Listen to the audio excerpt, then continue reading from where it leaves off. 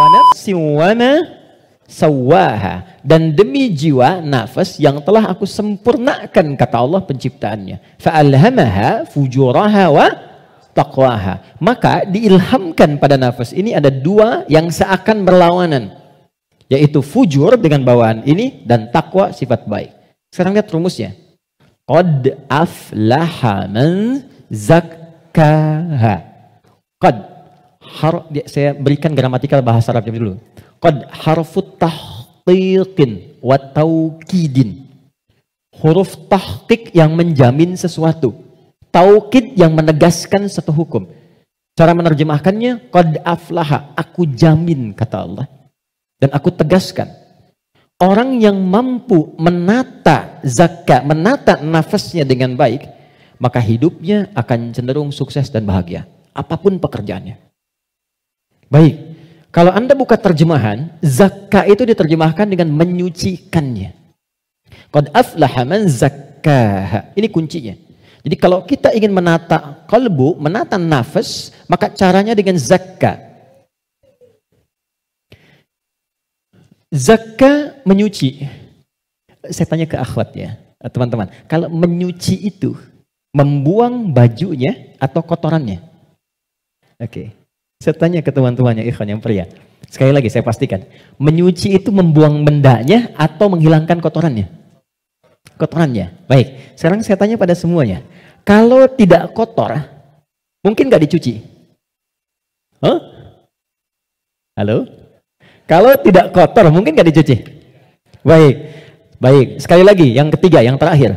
Jadi adanya kotor itu untuk menunjukkan yang bersih atau untuk mengotori pakaiannya? Ayo, bingung sekalian nggak apa-apa. Manfaat kotor itu, kotor, untuk menunjukkan yang bersih atau untuk mengotori pakaiannya? Bukan, yang mengotori itu Andanya, gitu kan? Kotor itu diciptakan untuk mendapatkan bersihnya. Sebab kalau nggak ada kotor, nggak akan ketahuan bersihnya.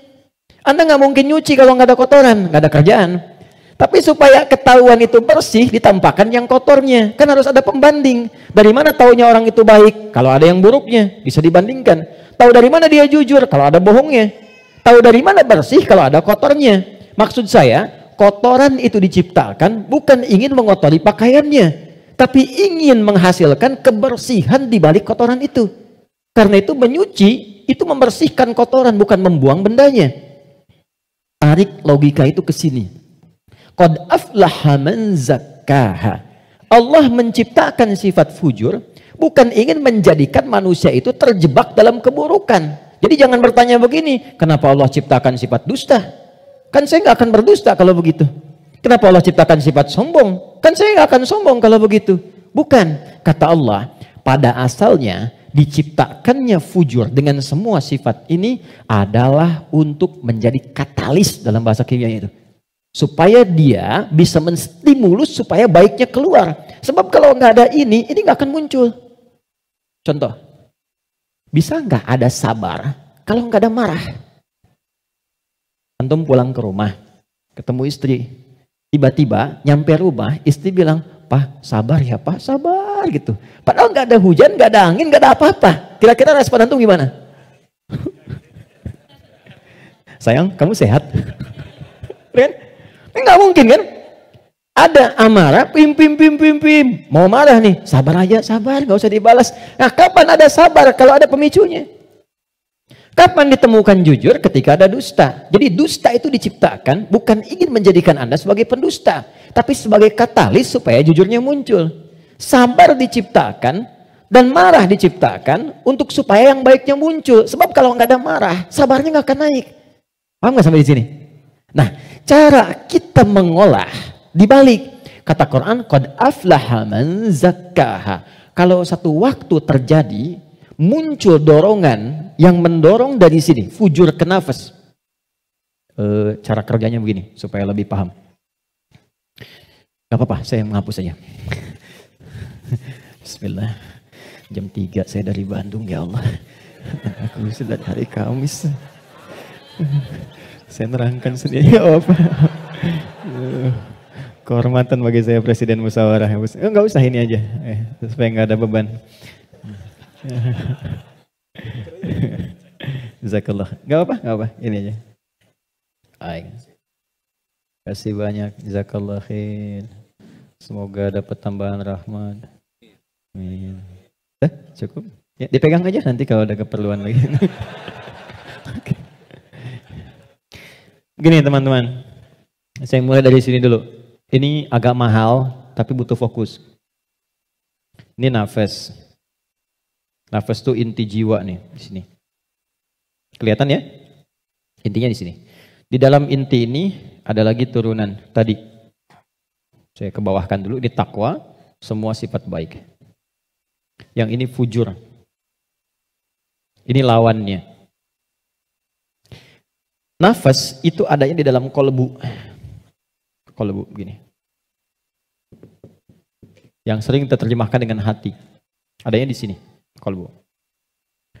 Kolbu adanya di sodrun. Nih, ini.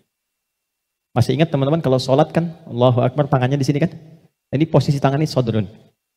Di dalam sodrun ada kolbu. Nih, ini ada sodrun. Semua apa yang kita lakukan, sumbernya dari sini. Misal, kita mau bicara nih, kalau yang keluar baik, itu ini yang perintahkan dari sini.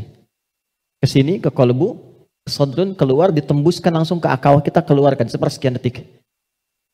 Kalau yang keluar, yang buruk, sumbernya dari sini. Jelas? Nah, saya ingin katakan dulu sebentar, setan sudah meminta kepada Allah, sejak Adam diturunkan, supaya diberi kewenangan untuk menggoda yang ini. Itu nanti ada di surah An-Nisa di ayat yang ke-118. Belajar ayat 116 sampai 118. La'anahullah wa qala la'attakhidanna min ibadika nasiban mafruḍa. Ketika dia dilaknat oleh Allah, dia berkata, ya Allah, izinkan aku menggoda satu bagian dari manusia. Maksudnya yang ini. Di sini sumber keburukan nih. Dalam bahasa Arab, buruk itu disebut dengan su namanya. Su, gini. Pelan-pelan. Nah, setan menggoda, memprovokasi dengan halus. Memprovokasi dengan halus itu bahasa Arabnya waswas. Waswasa yuwaswisu. Halus sekali. Dia masuk lewat sini. Sodrun. Jamaknya sudur. Jamak dari sodrun sudur. Karena manusianya banyak. Di Quran surah ke-114. Alladzi yuwaswisu fi sudurin nas. Dia menggoda ke sini, ke kolbu, ke sini. Alih-alih bicara yang baik, dia katakan keluarkan yang kasar. Tak sadar keluar. Begitu keluar bentuknya dalam bentuk perbuatan, maka keluar namanya su, kata-kata yang kotor. Kata-kata su. Karena ini melewati nafas, nih, kan dari nafas nih. Tidak dilihat fujurnya, yang dilihat nafasnya. Oh, ternyata nafasnya itu memerintahkan kepada su. Nafas ketemu su, disebutlah nafsu. Oh, ya, ini asalnya nafsu. Ini asal kalimat nafsu. Dari mana ini ditemukan? Quran surah ke-12 ayat 53. Paling kiri sebelah atas di mushaf. Quran surah 12 Yusuf ayat 53. Wa ma ubarni'u nafsi innan nafsa nafas la amaratum bisu. Nafas ketemu su jadilah nafsu. Jelas? Nah, asalnya nafas ini netral. Di dalamnya ada takwa, ada fujur. Yang ini, yang kelihatan jelek, sebetulnya asalnya katalis untuk yang ini. Bukan ingin menjadikan kita berbuat buruk, tapi lebih menjadikan yang fujur ini mendorong supaya yang sifat baik itu muncul ke permukaan. Pertanyaannya caranya bagaimana? Kata Quran, qad aflaha man zakkaha. Zakka, sifatnya disebut tazkiyah. Cara paling gampang memahaminya adalah ketika muncul dorongan yang kurang bagus, cari cepat lawannya yang baik, yang ini. Karena ini diciptakan untuk memunculkan yang takwa. Jadi ketika Anda menemukan ada yang dusta, bukan mengajak Anda berdusta, tapi supaya Anda memunculkan kejujuran dalam diri Anda. Ketika ada seseorang misalnya datang dengan kesombongan, maka itu adalah pelajaran bagi kita supaya jangan ikut sombong. Yang dimunculkan sifat rendah hatinya. Dicari lawan terbaliknya. Itu poinnya. Prakteknya bagaimana? Contoh. Apa lawan cemberut? Lawan cemberut apa? Siap. Jadi kalau istri cemberut, harusnya antum senyum.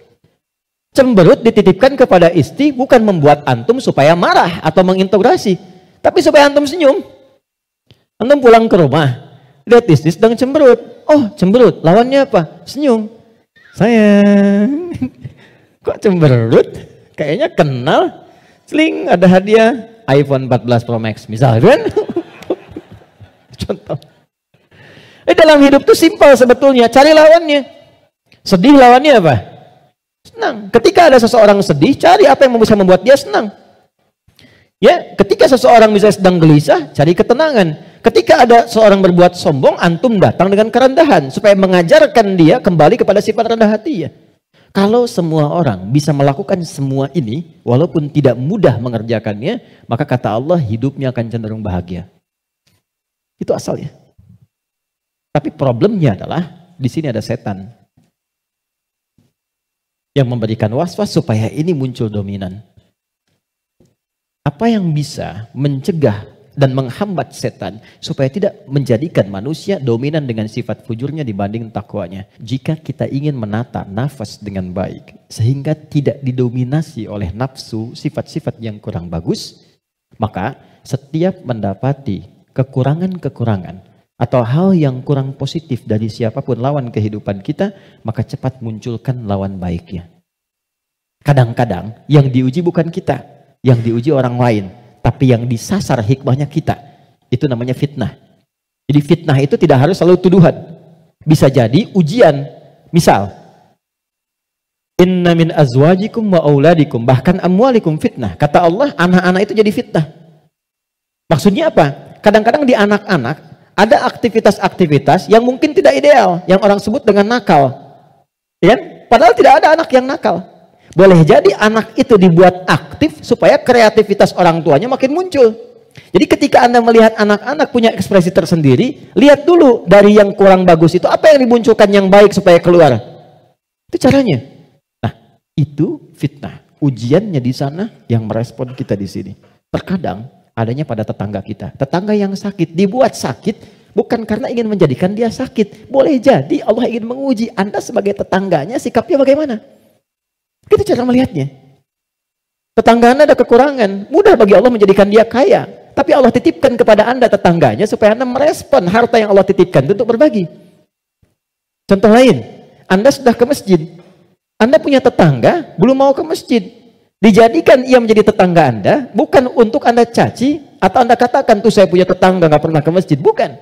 Boleh jadi Anda ditempatkan di situ, sehingga mendapat bagian dari dakwah untuk mendoakan dia supaya ke masjid. Ada orang bertanya, saya tanya begini, satu jamaah, apa hukumnya ada tetangga masjid, tinggal di samping masjid, 5 meter jaraknya dari masjid, bahkan toa masjid menghadap ke rumahnya begini, tapi dia belum mau ke masjid. Oh, jawabannya beragam.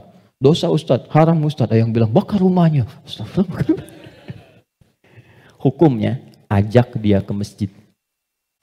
Hukumnya, ajak dia ke masjid. Ini sederhana.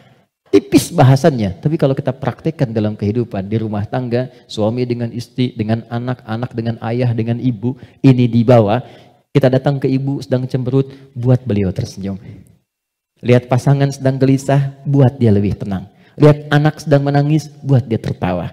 Nabi SAW kedatangan seseorang menyampaikan, ya Rasulullah, si fulan berjuang fi sabilillah, ikut ke medan perang, tapi ibunya menangis. Dipanggil oleh Nabi anak itu, katakan, irja. Pulang kamu, bikin ibumu tertawa seperti engkau membuatnya telah menangis. Ini konsepnya. Sederhana, tapi kalau kita bisa mengendalikan itu dalam kehidupan, maka kebahagiaan akan nampak.